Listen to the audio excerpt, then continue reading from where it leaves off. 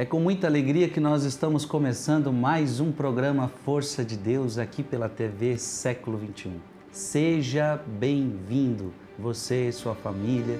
Tenho certeza que muita gente se reúne na frente da sua TV, do seu celular, do seu computador, para assistir este programa que se tornou rotina, um compromisso semanal na vida de muitos. Deus te abençoe. Quero saudar você que nos acompanha pelo canal do YouTube, Frei Gilson / Som do Monte, ou do canal do YouTube de Dom José Francisco Falcão. É uma alegria estar aqui com você. E aí no YouTube é o dia à sua escolha, o horário à sua escolha que você gosta de assistir e pode dedicar-se a este estudo da Palavra de Deus. Meu irmão, minha irmã, o programa tem sido uma bênção. Lembrando que este programa nós nos dedicamos ao Novo Testamento e no Novo Testamento, depois de uma longa introdução, nós decidimos estudar todas as parábolas de Jesus Cristo. E no programa passado nós terminamos a primeira parábola que estava em Mateus capítulo 20. Nós estudamos, foi lindo, a parábola dos operários da vinha. Hoje nós começamos uma nova parábola e eu quero convidar você a se maravilhar com tudo que Deus vai nos ensinar. A parábola dos amigos do noivo será a parábola que nós vamos meditar hoje. Se você puder, já abra a sua Bíblia em Mateus capítulo 9, versículo de 14 a 15. Mateus capítulo 9, versículo de 14 a 15. Já vou te contextualizar, já vou te colocar dentro do texto que nós vamos meditar. Diferente da outra parábola que tinham 16 versículos, esta praticamente apenas um versículo, vou ler 2 para que você entenda o texto. Então, os discípulos de João, dirigindo-se a ele, perguntaram: por que jejuamos nós e os fariseus e os teus discípulos não? Jesus respondeu: podem os amigos do esposo estar tristes enquanto o esposo está com eles? Dias virão em que lhes será tirado o esposo, então eles jejuarão.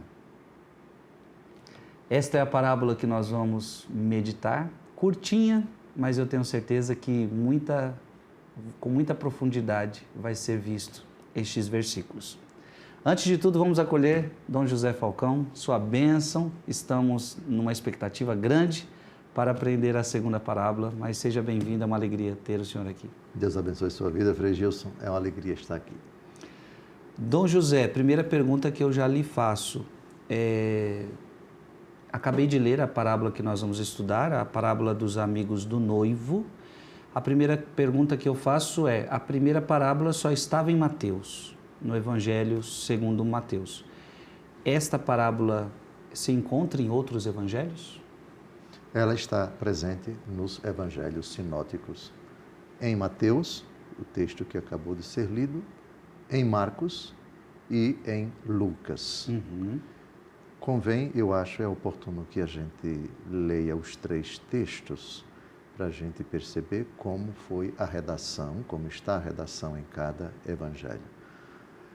No Evangelho segundo Mateus, essa é uma das 3 parábolas que Jesus nos presenteia quando o assunto é o jejum. Então, já sabemos quais serão as próximas 2 parábolas que nós vamos estudar depois dessa, porque veja no relato de São Mateus, esse relato, dê uma olhada, no versículo 15 é esta: a parábola dos amigos do noivo. No versículo 16 é outra parábola. Ninguém põe um remendo de pano novo numa veste velha, porque arrancaria uma parte da veste e o rasgão ficaria pior. É outra parábola. E no versículo 17 é uma terceira parábola. Não se coloca tampouco vinho novo em odres velhos. Do contrário, os odres se rompem. O vinho se derrama e os odres se perdem. Coloca-se, porém, o vinho novo em odres novos e assim tanto um como o outro se conservam. Então, para a gente compreender o significado do jejum no cristianismo, Jesus narra 3 parábolas. Nossa. Uma atrás da outra.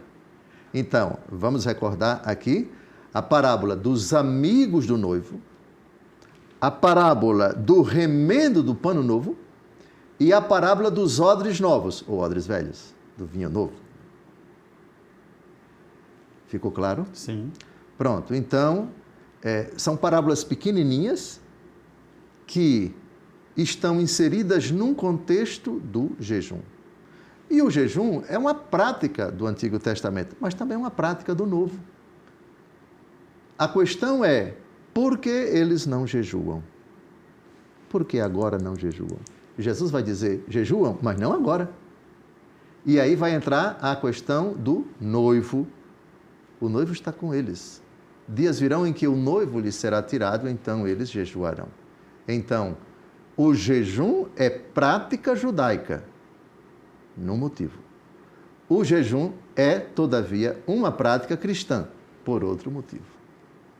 Aí, 3 parábolas para a gente entender isso. Entendeu a riqueza de Nosso Senhor? E eu acho que foi importante o senhor já dizer isso, porque,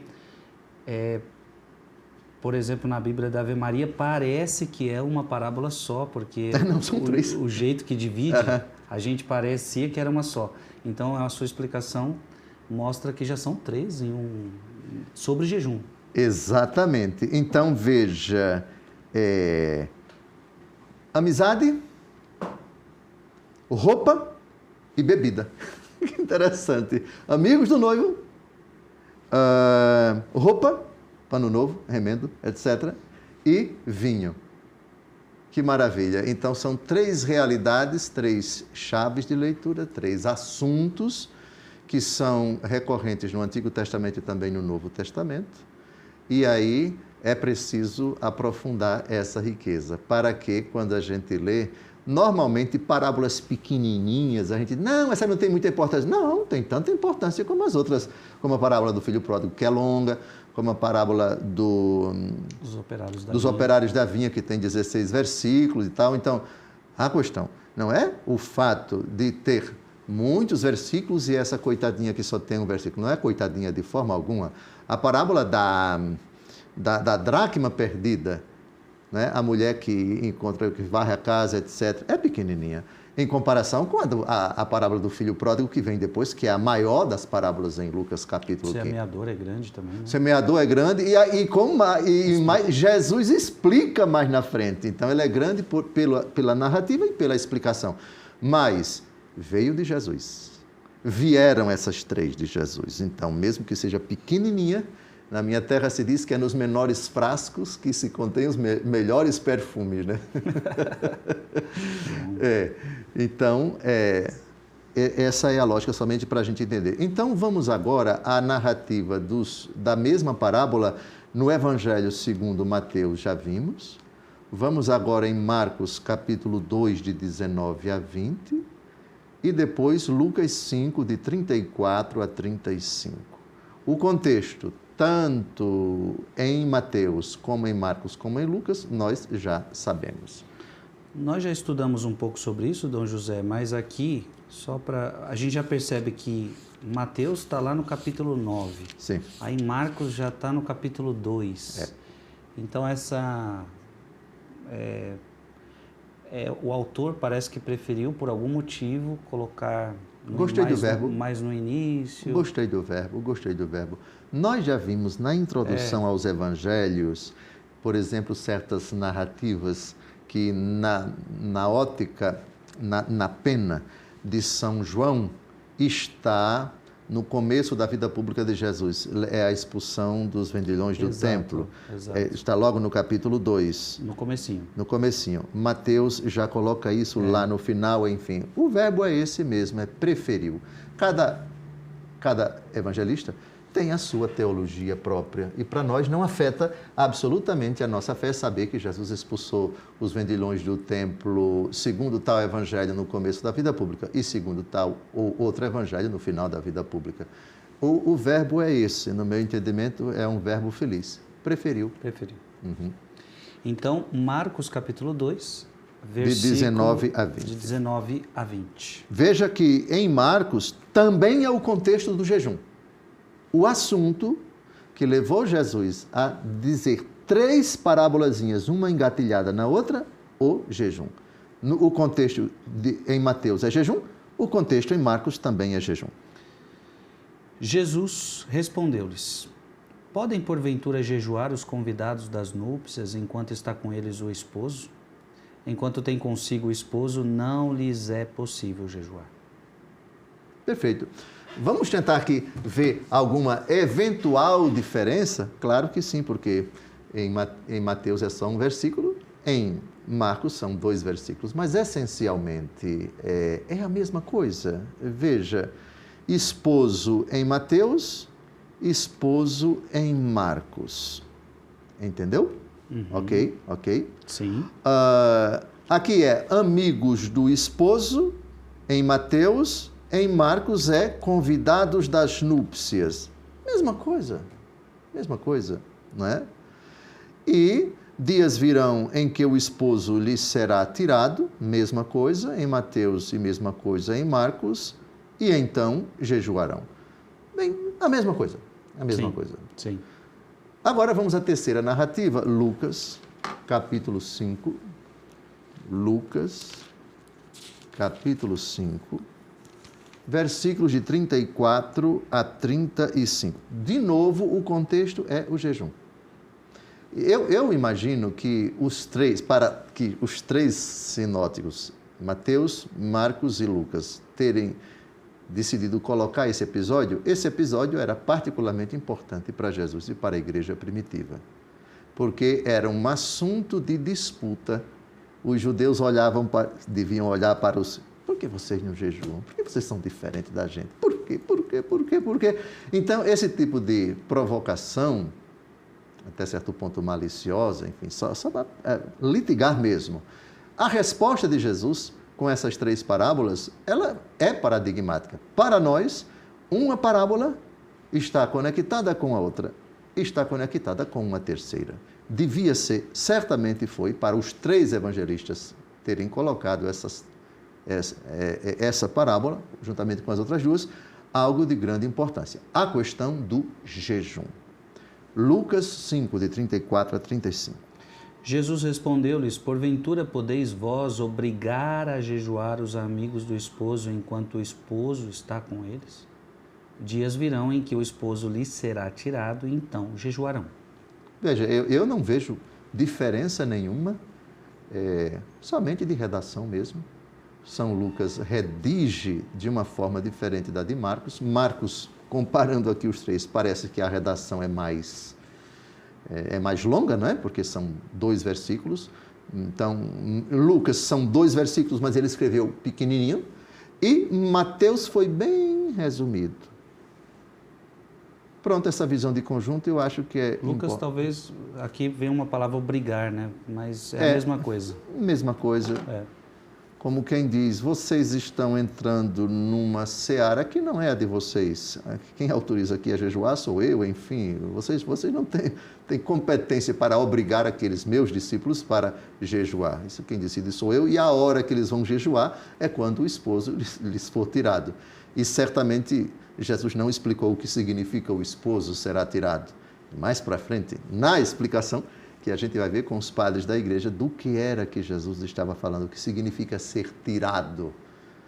É a morte de Nosso Senhor e depois a sua ressurreição e assim por diante. Uhum. Essa é a visão de conjunto que eu acho que é importante a gente ver.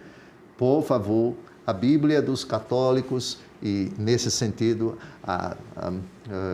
ali está a Bíblia da CNBB, a Bíblia de Jerusalém também. Vamos pegar aqui, vamos colocá-las todas aqui. Deixe-me ver. Bíblia de Jerusalém está aqui, Eila. A Bíblia da CNBB, ela está aqui. Claro, não vamos abri-las todas, mas é somente para dizer que todas elas têm os seus grandes méritos. E um deles é, como na Bíblia Ave Maria, tem o título do texto, do relato, e tem, entre parênteses, as citações dos evangelhos. Se existe em outro evangelho, onde é que está? Sim. né? Isso é muito bom, isso é muito bom, isso ajuda a gente. Então, sugiro a vocês que qualquer leitura, os evangelhos, se esse relato está em outro evangelho, e dá uma olhadinha, se puder, fazer o confronto, não é? Isso ajuda bastante. Meu Deus do céu, quem não odeia seu pai e sua mãe não é digno de mim. Jesus não disse isso. Que palavra difícil. Faça o seguinte, veja nesse relato, nesse evangelho, como está a narrativa em outro evangelho. E vá lá e procure. Quando a gente vai no outro evangelho, quem ama seu pai e sua mãe mais do que a mim, não é digno de mim. Ah, agora eu entendi o que significa odiar o pai e a mãe. Ou seja, é amar menos. Eu tenho que amar menos meu pai e mais a Deus. O amor a Deus tem que ser maior do que o amor do meu pai. E isso você resolve tranquilamente fazendo um confronto quando as Bíblias católicas sempre têm essa ajuda, entendeu? Sim. Uhum.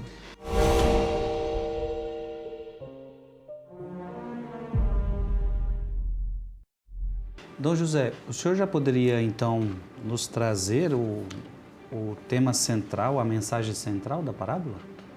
Sim. Quando Jesus diz o noivo lhe será tirado, é o arrebatamento de Jesus desta vida terrena.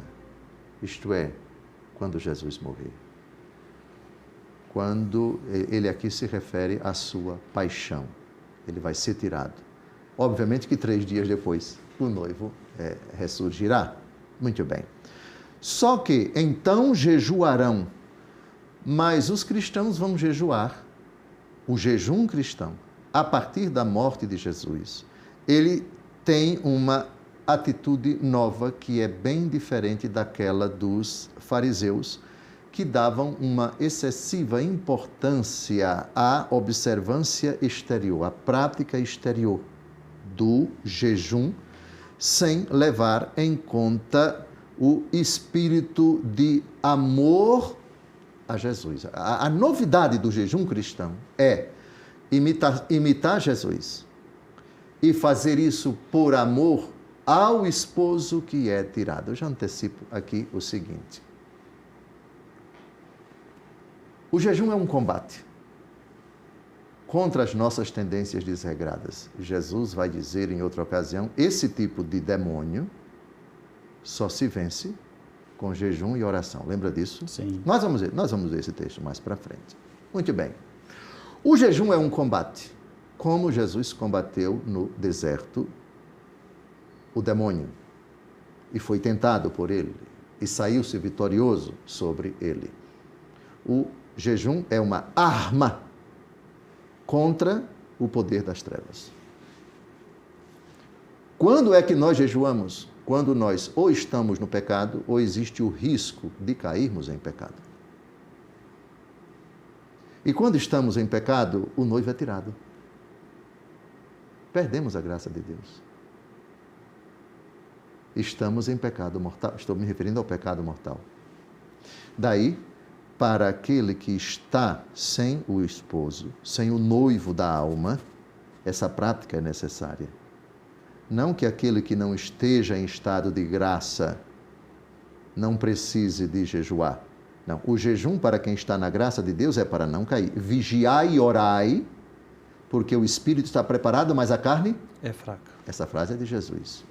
Então, faz parte da vigilância o jejum, como prática combativa, como prática, como meio de luta contra o poder das trevas, como Jesus jejuou no deserto. Então, a frase de Jesus, no meu dia a dia, no seu dia a dia, no nosso dia a dia, dias virão em que o noivo lhe será tirado. Sexta-feira é o dia em que o noivo foi tirado. Tradicionalmente, sexta-feira é dia de penitência. Todas as sextas-feiras do ano são dias de penitência. Depois a gente vai tratar, no final dessa parábola, se no domingo deve-se jejuar ou não. Nós vamos ver 2 santos do começo da história da igreja que vão dizer: não se deve jejuar em dia de domingo. Mas vamos encontrar um santo na Idade Média que vai dizer: deve-se jejuar também no domingo. Os dois que vão dizer de jeito nenhum é para jejuar, Santo Ambrósio e Santo Agostinho. Mas Santo Tomás de Aquino pensa o contrário. E depois temos que tratar da legislação da CNBB aqui no Brasil. O Código de Direito Canônico confere às conferências episcopais legislar sobre isso e a gente vai ver qual é, para os católicos no Brasil, a disciplina a respeito do jejum. Muito bom, muito bom. E eu já lhe digo que a Conferência Nacional dos Bispos do Brasil, que é uma legislação até certo ponto maleável, que confere à pessoa o poder escolher o tipo de prática penitencial, etc., eu diria que a CNBB se inclina mais por Santo Agostinho e Santo Ambrósio e menos por Santo Tomás de Aquino, que é a posição que me agrada muito, a de Santo Ambrósio e de Santo Agostinho. Eu acho que é importante lá no finalzinho a gente abordar esse assunto. Então, veja, por que é que se jejua? Por causa dessa frase de Jesus: dias virão em que o noivo lhe será tirado. Quem está em pecado mortal? O noivo não está ali naquele coração, naquela vida. Foi tirado. Então, olha, você está em pecado mortal, é preciso você jejuar. Então, jejuarão. Privação de uma realidade de vida, e aí a gente vai ver os diversos tipos de jejum. Jejum dos olhos, jejum do ouvido, jejum da língua, os fuxiqueiros, fofoqueiros, jejum do dedo, dos digitadores, das mídias sociais, sei lá de quê. Vai depender do tipo de pecado que está em andamento, ou dos tipos de pecados. Jejum também da comida, sem dúvida alguma. Então, esse é o assunto. Porque eles não jejuam? Jesus está ali com eles. Mas esse tipo de interpretação se aplica para eles. A interpretação literal: o noivo sou eu, o esposo sou eu e eles são os meus amigos. Enquanto eles estão comigo, não há necessidade de jejuar. O motivo, então, para o jejum é a pessoa de Jesus, é o contato com Jesus, é a presença de Jesus na sua vida e vice-versa. O noivo vai ser tirado. Primeira interpretação, a literal, a morte de Jesus na cruz, e depois vem a sua ressurreição, etc. Mas, para nós, quando é que o noivo vai ser tirado? Eis que estou à porta e bato. Se alguém abrir, entrarei, cearemos juntos, eu com ele e ele comigo. Então, graça de Deus, estado de graça, graça santificante. Não é que não há necessidade do jejum. O jejum é uma prática para garantir que Jesus, meu Senhor e meu Salvador, em cuja amizade a minha alma está, a minha vida está, eu estou na presença dele, eu pratico o jejum para continuar com o esposo no meu coração. Quando é que o noivo é tirado? E quem é a única pessoa que tem o poder de tirar o noivo? Não é o diabo. O diabo não tem o poder de tirar Jesus da nossa vida. Tem? Não. Mas nós temos. Não temos? Temos. Nós temos. Então, quando o noivo for tirado, isto é, como se Jesus dissesse educadamente: estou à porta e bato. Se alguém abrir, eu entrarei. E cearemos juntos, eu com ele e ele comigo. Ou seja, enquanto você quiser estar na graça de Deus, eu vou estar com você, como esposo, nessa festa maravilhosa de amizade. Eu na sua vida, você na minha vida. Enfim, eu estou com você. Agora, o pecado mortal, cometo o pecado mortal, que eu saio. O noivo foi tirado. Então, jejuarão. Compreendeu aqui a riqueza da parábola? Sim, compreendeu? Sim. O que já começa a ficar muito claro, o que o senhor está trazendo, é que o jejum para o cristão só tem sentido se for por causa de Cristo, para Cristo, com Cristo, né? A palavra-chave é Ele. Ou seja, não é uma dieta. Uma dieta prescrita por um profissional ou por um personal trainer ou então um nutricionista. Não é. Não é para perder calorias, diminuir a barriga e ficar com um tanquinho. Esqueça tanquinho, esqueça essas coisas. Esqueça qualquer coisa de estética. Aqui é a fé. Sim. Começamos muito bem essa parábola. Calma que eu vou engatilhar algumas perguntas para Dom José Falcão. Mas é isso, já percebemos então que não vamos falar de jejum. Creio que vai ser uma grande oportunidade para entendermos sobre este assunto. Que bom que Dom José já soltou para nós, ele que, na verdade, ele entende muito da Sagrada Escritura, mas estudou direito canônico, né? Então, disse que vai trazer algumas coisas de direito canônico para nós, então vai ser muito interessante.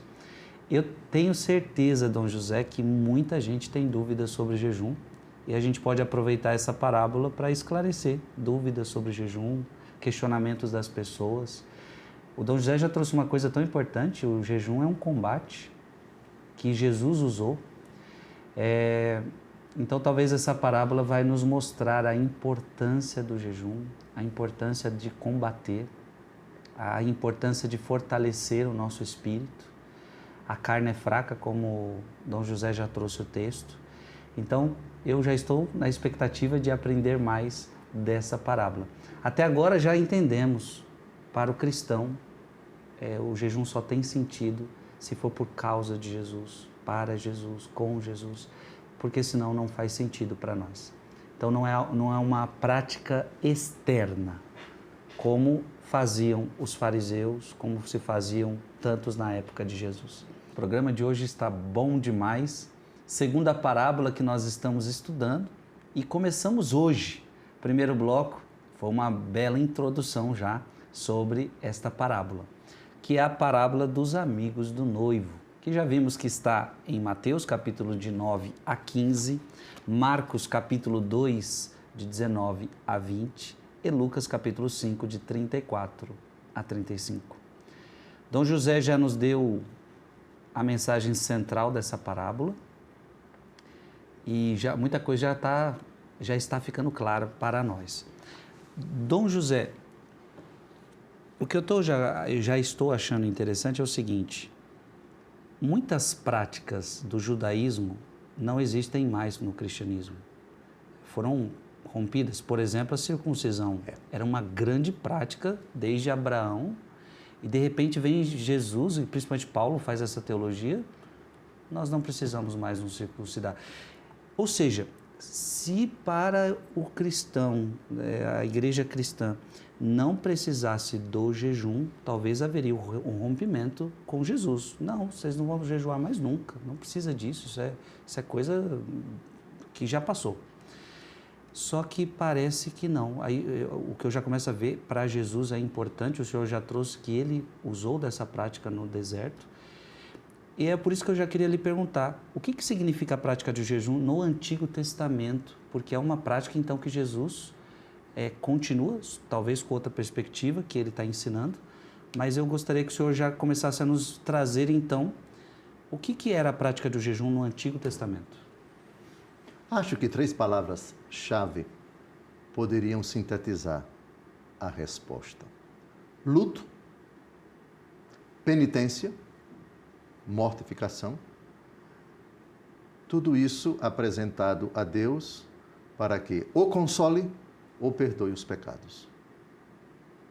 É uma prática que tem relação com a dor, com a tristeza, com a aflição, com a consciência da perda da amizade com Deus ou da perda de entes queridos. Então, luto, penitência, mortificação. Eu queria propor alguns textos do Antigo Testamento para a gente ver isso, não é? Porque essas práticas, todas elas vão indicar isso. O homem está carente. Carente porque perdeu entes queridos ou carente porque perdeu a amizade com Deus. Carência. E necessidade de reagir, digamos assim, a esse estado de privação. Privação da graça de Deus, da amizade com Deus, privação perdeu o ente querido, está desolado, está fragilizado, está... E ele jejua exatamente para dizer a Deus: me console, me conforte, restabeleça o meu ânimo, me dê a alegria de viver e assim por diante. O rei Davi vai jejuar nesse sentido. O jejum, daqui a pouco a gente vai ver o porquê Davi jejuou num determinado momento bem dramático da vida dele. Vamos começar pelo primeiro livro de Samuel, capítulo 3, capítulo 7, versículo 6. Primeiro livro de Samuel, capítulo 7, versículo 6. O que é que nós temos aqui? Nós temos o povo de Israel, a nação eleita. Primeiro livro de Samuel, capítulo 7. Capítulo 7. Versículo 6. Versículo 6. Pode ler. Reuniram-se em Masfa, tiraram água, derramaram-na diante do Senhor e jejuaram aquele dia, dizendo: pecamos contra o Senhor. Pronto. Aqui o jejum é uma prática de mortificação para apresentar a Deus a dor do coração por ter pecado contra Deus. Não é? No Salmo 50, se não me engano, eu reconheço toda a minha iniquidade, o pecado está sempre à minha frente, o meu pecado foi contra vós, só contra vós, que eu pequei, pratiquei o que é mal aos vossos olhos, etc. Davi praticou o jejum nessa época, nesse momento, o momento em que ele foi desmascarado pelo profeta por ter cometido adultério com Betsabeia e por ter maquinado a morte do esposo dela, o general Urias, homem da sua confiança. Então, aqui temos uma prova. Jejuamos porque pecamos contra o Senhor. E nós fazemos isso como nosso coração está dolorido, Senhor. Nós nos mortificamos pela consciência dessa falta, dessa ofensa. Pecamos contra o Senhor. Ok? Aqui qual era o pecado, Dom José? Muitos. Na verdade, Israel já vem pecando muito. Sim. Contra o Senhor, as suas inúmeras desobediências, as suas inúmeras prevaricações. Estamos na época de quem? Na época em que a arca fica entre os filisteus. Veja, capítulo 5. No capítulo 5, a arca da aliança é levada e fica de posse dos grandes inimigos de Israel, o que é o cúmulo da humilhação. Uhum. Então, Israel tem essa convicção. Nós perdemos a arca para os filisteus. A arca vai ser devolvida, veja o capítulo 6, veja. Quando a arca é devolvida, eles fazem esse ato de reparação, digamos assim. Isto é, para os hebreus, aquilo que é o motivo de orgulho para eles, a Arca da Aliança, onde tem as tábuas da lei, onde tem o cajado de Moisés. Então, como nós interpretamos isso? Os nossos inimigos têm em suas mãos aquilo que é o orgulho de Israel. Foi nosso pecado, Dentre muitos, né? Entendi. Ok. Então nós vamos fazer um breve intervalo e nós já retornamos.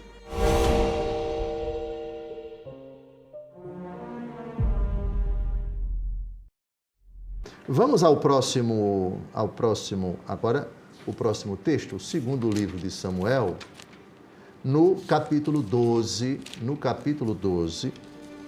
aí você tem o versículo 16, leia somente ele, e depois vamos pular para o 21, o 22 e o 23.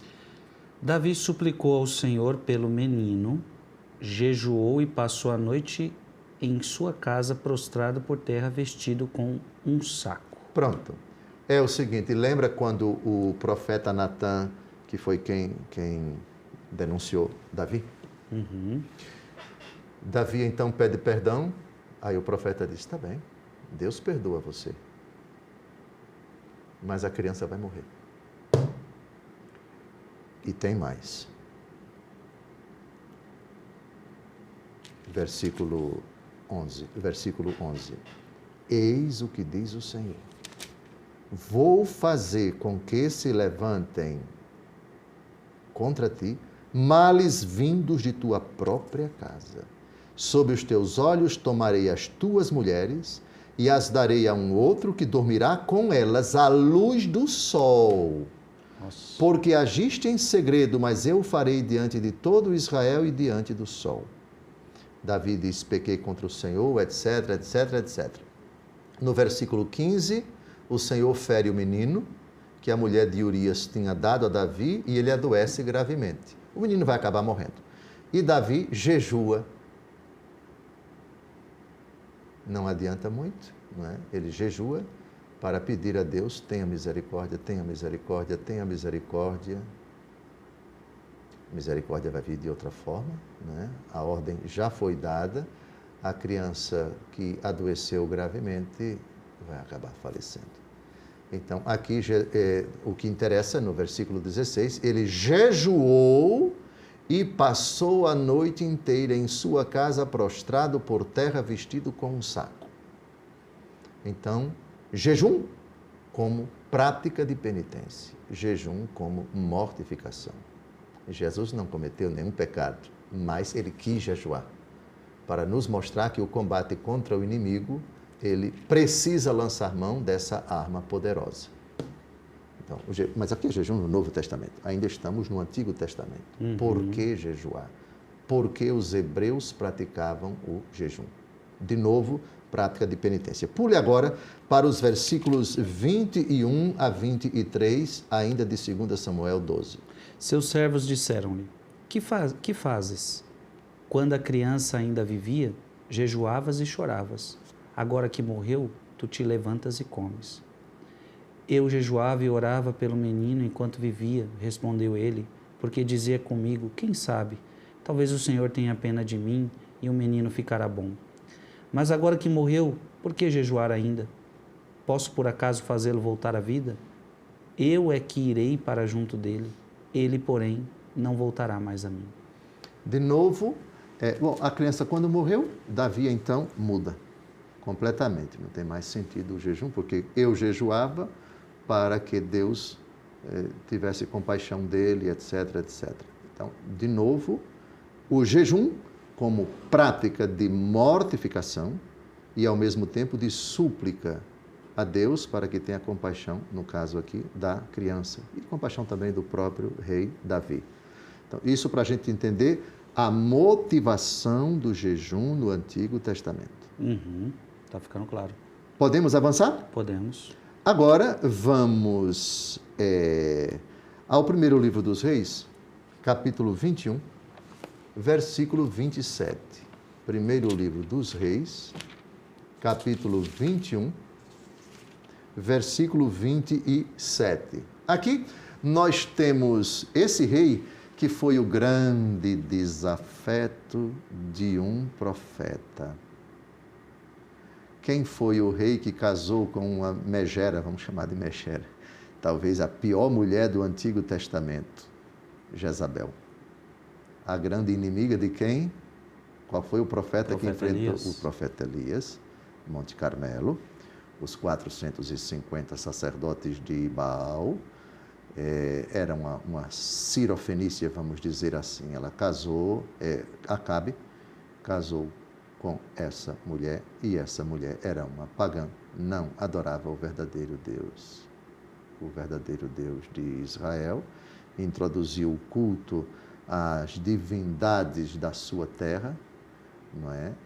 E isso provocou um embate tremendo do profeta Elias contra ela. O profeta Elias não se dobrou e enfrentou o marido dela, enfrentou também a esposa, e enfrentou os sacerdotes de Baal. Toda a história do profeta nós já sabemos. Muito bem. Então, Acabe, digamos assim, quando ele ainda temia a Deus, não é? Cheio de altos e baixos. Na verdade, era a esposa dele quem exercia um domínio sobre todo o reino. Ele se curvava diante dela. Ela era quem, aspas, mandava nele. Mas aqui nós temos uma atitude, digamos assim, correta do rei Acabe. Vamos dar uma olhada, primeiro livro dos Reis, capítulo 21, versículo 27. Ouvindo essas palavras, Acabe rasgou suas vestes, cobriu-se com um saco e jejuou. Dormia envolto no saco e andava a passos lentos. Bem, cobriu-se com um saco, rasgou as vestes, jejuou, etc. Dormia dessa forma. Uma atitude muito parecida com aquela do rei Davi, né? Do rei Davi. Justamente para mostrar que o jejum era uma prática de mortificação e tem a motivação. Senhor, tenha piedade do meu povo, tenha piedade de mim, tenha piedade de todos nós que pecamos ou do meu pecado, etc. O jejum tem essa motivação. O versículo 25 parece que mostra bem isso, né? Com efeito, não houve ninguém que praticasse tanto mal aos olhos do Senhor como Acabe, excitado como era por sua mulher Jezabel. Está aqui a megera. Está aqui a megera. Se existe uma mulher perversa, mulher malvada no Antigo Testamento, ele casou com ela. Não devia casar. Uma pagã, pois ele vai e casa. Então, trouxe a sarna para dentro da sua casa e para o próprio Israel, porque ela vai introduzir em todos os montes altos, Monte Carmelo, Monte Tabor, todos os lugares altos e também nas cidades, as estelas, né, os altares, as divindades, Baal e tantos outros deuses da sua terra. E isso bote sofrimento e o nosso querido Que é o que o Senhor está falando no versículo 26. Levou a abominação ao extremo, seguindo os ídolos dos amorreus que o Senhor tinha expulsado diante dos israelitas. Foi um período difícil, como o profeta Elias sofreu. E depois que ele subiu ao céu, num carro de fogo, haja sofrimento de Eliseu. Elias subiu, mas deixou Eliseu. E quando Eliseu, claro, os 450 sacerdotes de Baal já tinham sido mortos, mas ela está furiosa. Tanto é que quando ela soube do assassinato, do que os sacerdotes tinham morrido, ela disse, eu juro pelos deuses, como amanhã vai acontecer com você o mesmo que aconteceu com os meus sacerdotes. Aí ele foge. Nossa. A história todos nós já sabemos, né? O sofrimento de Elias de correr para o Monte Horebe, península do Sinai. Aí toda a história nós já sabemos. Mas aqui, o que interessa, o rei Acabe jejuando. Está arrependido, está se arrependendo aqui. Mostra um sinalzinho de... Mas depois ele cai, se arrepende, depois ele cai, pede perdão a Deus, depois volta. Na verdade, a esposa dele é que vai exercer no livro dos reis, é dito que ele fez o que é mal aos olhos do Senhor. E está aqui a prova que a vossa reverendíssima acabou de ler. Excitado por ela, né? Excitado por essa mulher terrível. Mas aqui, digamos, ele jejuando, tem um momento de sensatez, de temor a Deus, etc. Sim, Pulemos agora para Jeremias. Jeremias capítulo... Agora vamos muitos séculos depois. Isaías. Jeremias 36. Versículo 9.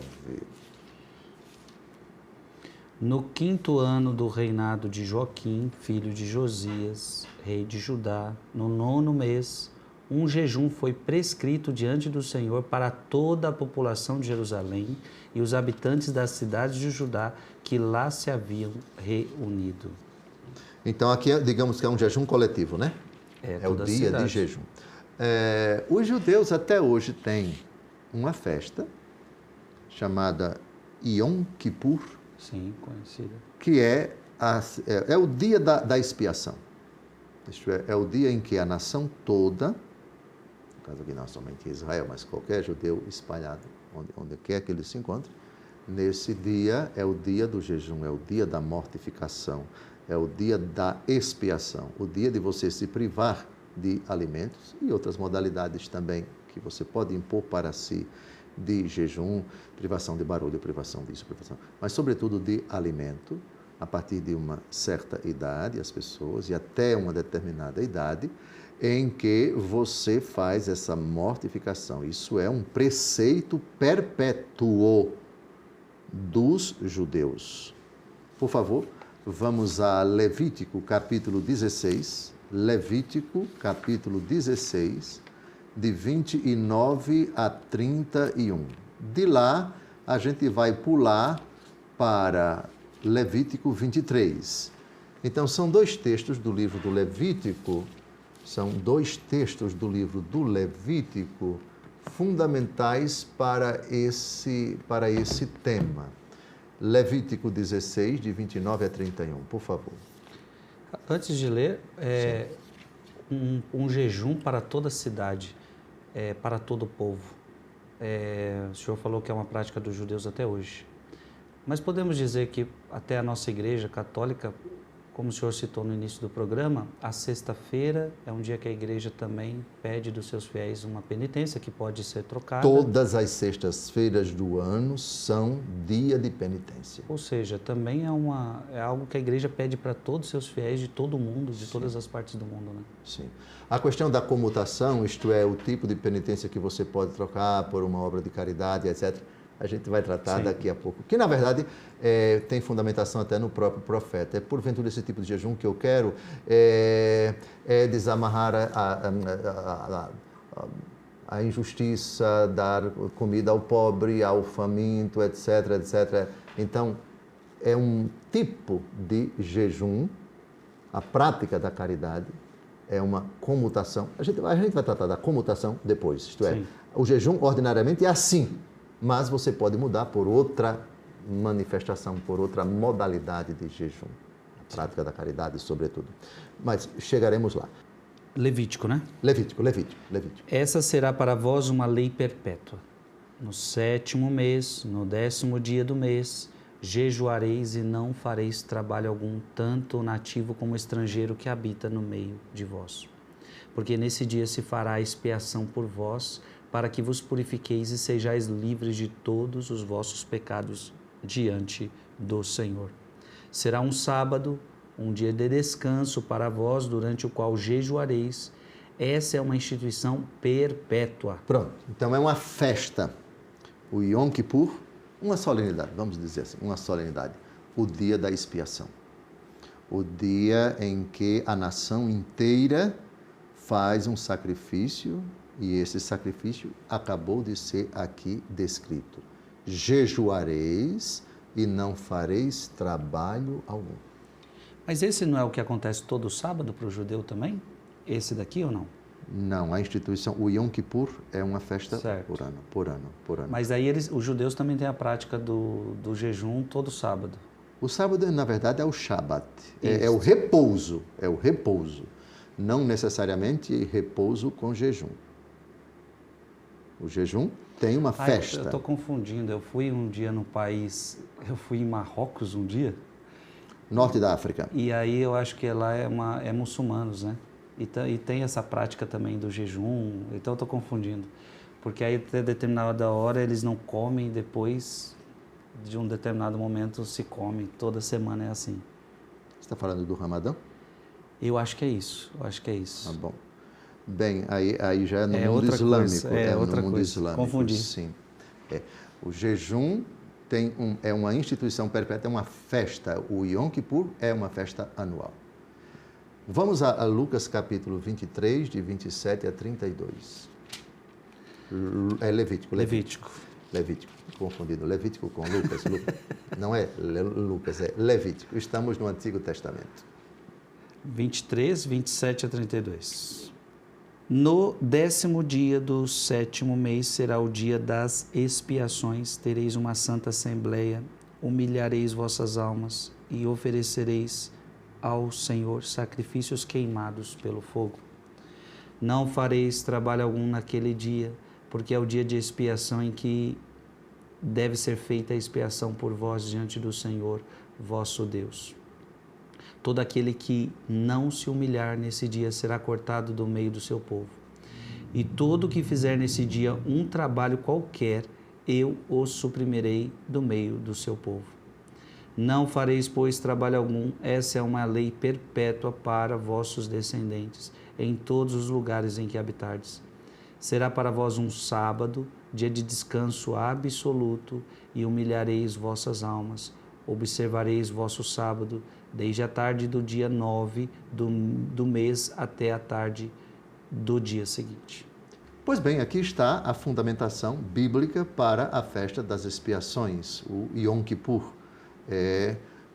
festa sagrada para os judeus ali mais ou menos entre setembro e outubro. Vossa Reverendíssima poderia nos dar mais informações daí das suas fontes seguras, das suas pesquisas incontáveis? Então, vendo que o senhor ia tratar deste assunto, eu acho que é importante as pessoas saberem, o Yom Kippur é o dia da expiação, como o senhor falou, o dia mais sagrado no calendário judaico, varia a cada ano, pois segue o calendário hebraico lunar, é celebrado no dia 10 do mês de Tisherei, que geralmente ocorre entre setembro e outubro no calendário nosso, o calendário gregoriano. Pronto, está vendo como o cabra é bem informado? Pronto, aqui estão as informações. Pois bem, então veja que o jejum é algo institucionalizado religiosamente pelos judeus. É festa sagrada. Eles têm várias festas ao longo do ano. A Páscoa, o Yom Kippur, tabernáculos, etc. Né? E nós também temos. Na perspectiva, Yeshua, Jesus. Para nós, Jesus. Todos os dias de penitência do ano, sexta-feira são todas as sextas do ano, dia de penitência, porque é o dia que nosso Senhor Jesus Cristo morreu na cruz.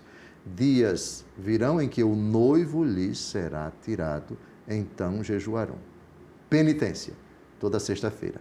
Depois a gente vai ver o tempo da quaresma e a questão de jejuar ou não no dia do domingo, quando o noivo não foi tirado, o noivo ressuscitou. Essa questão um pouquinho mais para frente. Então, o que ficou claro aqui para nós, no Antigo Testamento, jejum é luto, jejum é penitência. Disse bem. E jejum é arrependimento. Sim. O senhor não trouxe aqui o caso, mas eu me lembrei de Jonas, que pede para toda a cidade de Nínive. Até os animais. Até os animais. Até os animais têm que entrar no jejum. Porque para Deus ter compaixão, etc. E Deus não mandou o castigo. E resolve, né? Resolveu, sim.